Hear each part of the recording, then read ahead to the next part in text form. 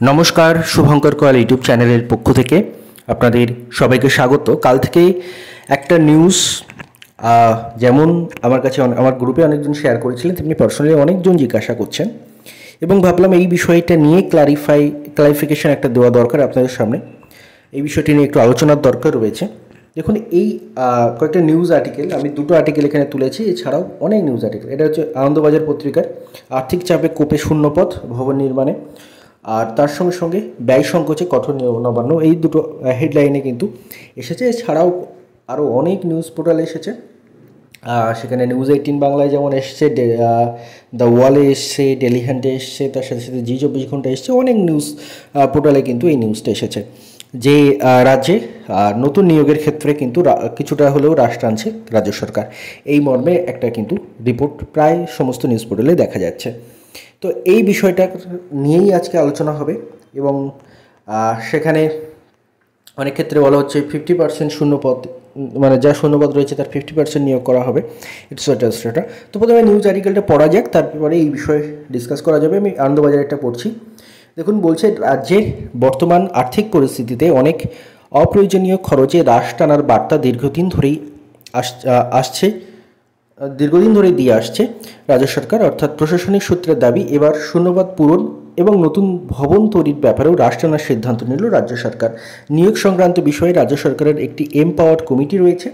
বিভিন্ন দপ্তর শূন্যপদ পূরণের যে প্রস্তাব অর্থ দপ্তরে পাঠায়, সেটা ওই কমিটির সামনে পেশ করা হয়। মুখ্য সচিব, অর্থ সচিব এবং সংশ্লিষ্ট দপ্তরের সচিবের উপস্থিতিতে ওই কমিটি বৈঠক করে শূন্যপদ পূরণের দাবি বিবেচনা করে। তেমনই একটি বৈঠকে সর্বোচ্চ মহল থেকে জানিয়ে দেওয়া হয়েছে, পুলিশ, পূর্ত বা স্বাস্থ্যের মতো জরুরি কিছু ক্ষেত্রে দাবির 50% পর্যন্ত পদ পূরণের ছাড়পত্র দেওয়া যেতে পারে, কিন্তু একই সঙ্গে আবার কিছু দাবি পুরোপুরি বাতিল করে দেওয়া হয়েছে, যেমন উত্তরবঙ্গ পরিবহন নিগম বা এনবিএসটিসি। এখানে বলছে যেমন যে উত্তরবঙ্গ পরিবহন নিগমের প্রস্তাব পুরোপুরি বাতিল করে দেওয়া হয়েছে। এর সাথে সাথে কলকাতা পুরসভার ডোম নিয়োগের প্রস্তাব পুরোপুরি মানা হলেও অন্য প্রস্তাবগুলি বাতিল হয়েছে। এক কর্তার কথায় সরকার আগেই এও বলেছিল যে দপ্তরে বাড়তি কর্মী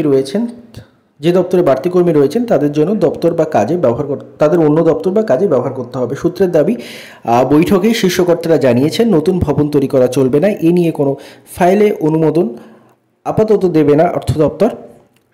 ভবন সংস্কারের ক্ষেত্রেও সতর্ক থাকতে বলা হয়েছে।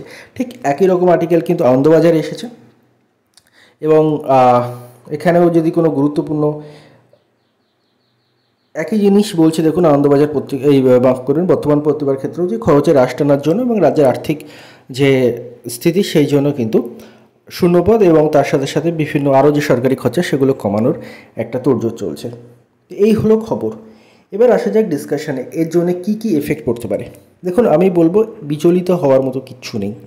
এই কারণে বিচলিত হওয়ার মতো কিচ্ছু নেই, কারণ এখানে যে জিনিস বলা হচ্ছে যে কিছু জরুরি পরিষেবায় নিয়োগ, এই যে জিনিসটা না, এটা মানে কোনো বড় নিয়োগের ক্ষেত্রে কিন্তু এখানে দেওয়া হয়নি। কিছু কিছু ছোট ছোট নিয়োগ ছিল, আরও অন্যান্য নিউজ পোর্টালে সেগুলো আরও একটু ডিটেলসে ছিল, এখানে আমি সেই ডিটেলসটা পাচ্ছি না।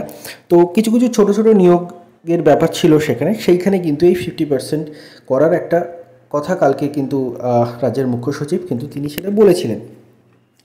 তো এই বিষয়টা নিয়ে এক্ষুনি বিচলিত হওয়ার মতো কিছু নেই যে 50% নিয়োগ হবে। তার মানে অনেকে জিজ্ঞাসা করছেন, স্যার পিএসসি ক্লার্কশিপ বা মিসলেনিয়াসে যে ভ্যাকেন্সি রয়েছে সেই ভ্যাকেন্সি কি অর্ধেক হয়ে যাবে বা ইত্যাদি ইত্যাদি, বা নতুন নোটিফিকেশান কি আর আসবে না? দেখুন, এই বিষয় নিয়ে বিচলিত হওয়ার মতো এক্ষুনি কিছু নেই। কারণ কি, আমি কয়েকটা কারণ আমি আপনাদের বলছি। রাজ্যে যে পরিমাণ শূন্যপদ রয়েছে বিভিন্ন সরকারি দপ্তরে, তার যদি 50%ও নিয়োগ হয় না, কোনো দিন যদি হয় 50% নিয়োগ, তাহলে এই চাকরি প্রার্থীদের হাহাকার থাকবে না। কারণ রাজ্যে বিশাল মানে কয়েক লক্ষ শূন্যপদ এই মুহূর্তে রয়েছে, যেটা আপনারা আশা করি প্রায় প্রত্যেকে জানেন। তো তার যদি 50%ও কোনো দিন নিয়োগ হয়, তাহলে মানে আর এর থেকে ভালো দিন আর হয় না।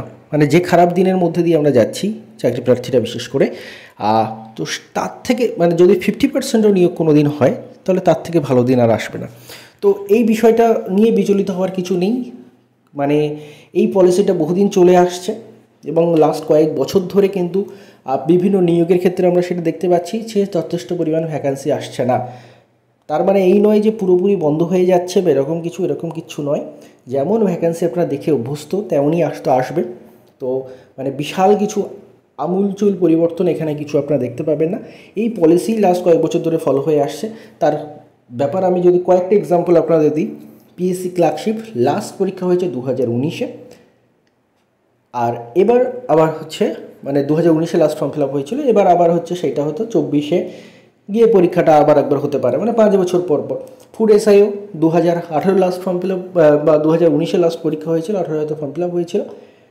তো সেটাও কিন্তু সেই একই ক্ষেত্রে বলা যায় যে 2024-এ হলো। প্রত্যেকটা কিন্তু 5 বছর পর পরই হচ্ছে। তার মানে নতুন করে এর থেকে কমালে সরকারি দপ্তর চলতে পারে না।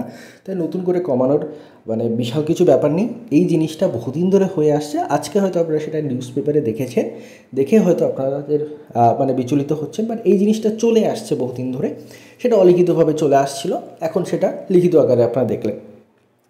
এবার আসা যাক আরেকটা নিয়োগ, মানে এই বিষয়ে পিএসসির একজন প্রাক্তন শ্রদ্ধেয় স্যার তিনিও তার মন্তব্য দিয়েছেন এবং তিনিও বলেছেন যে পিএসসির কোনো নিয়োগের ক্ষেত্রে এই বিষয়ের তেমন কোনো এফেক্ট পড়বে না। অর্থাৎ আপনারা নিশ্চিন্ত থাকুন, যেভাবে প্রিপারেশন নিচ্ছিলেন সেভাবে প্রিপারেশন নিন। একটা সময় প্রচুর শূন্যপদ আসতো, আমি যদি সেই সময়টা বলি, মানে এমনকি বর্তমান যে সরকার, এই সরকারের আমলেও সেটা ছিল 2016, 17, 18 বা 16, 17 পর্যন্ত কিন্তু বিশাল পরিমাণ একটা নিয়োগ হতো। তার আগে হয়তো আরেকটু বেশি হতো, বাট 2016, 17 পর্যন্ত কিন্তু ব্যাপারটা অনেকটা স্বাভাবিক ছিল। সেই স্বাভাবিকের থেকে একটা অস্বাভাবিক পরিস্থিতিতে বর্তমানে আমরা রয়েছি। এর থেকে খারাপ হওয়ার সম্ভাবনা এই মুহূর্তে তো নেই বললেই চলে, কারণ এর থেকে যদি খারাপ পরিস্থিতি হয় তাহলে চলবে না, সরকারি ডিপার্টমেন্টগুলো কিন্তু চলবে না, কর্মীর অভাবে চলবে না। তো এই গেল একটা কথা। আর দ্বিতীয় একটা কথা, যে সামনে কিন্তু বিধানসভা ইলেকশন রয়েছে 26-এ, তার আগে কখনোই এরকম একটা বড় ডিসিশন সরকার নিতে পারে না যাতে সরকারের ওপর একটা বিরাট খারাপ প্রভাব আসবে, বিশেষ করে চাকরি প্রার্থীদের থেকে। তো সেই জন্যই বলছি এই বিষয়টা নিয়ে বিচলিত হওয়ার এই মুহূর্তে কিচ্ছু নেই। আপনারা যেমনভাবে প্রিপারেশন নিচ্ছিলেন নিতে থাকুন। ক্লার্কশিপের যা শূন্যপদ রয়েছে আশা করা যায় তাই আসবে, মিসলিনিয়াসেরও যা শূন্যপদ রিপোর্টেড হয়েছে আশা করা যায় তাই আসবে, এবং নতুন নোটিফিকেশানগুলো এই মুহূর্তে আটকে রয়েছে। ওবিসি সংক্রান্ত একটা কেস আপনারা সবাই জানেন, তো তার জন্য আশা করা যায় সেটা মিটলে নতুন নোটিফিকেশানগুলো আসবে। তাই প্রত্যেকে প্রিপারেশন ভালো করে নিতে থাকুন, আর অবশ্যই এই বিষয়গুলো নিয়ে বেশি মাথা না ঘামানোই ভালো। আপনার প্রিপারেশনটা আপনি কন্টিনিউ করুন। ধন্যবাদ আপনাদের সবাইকে।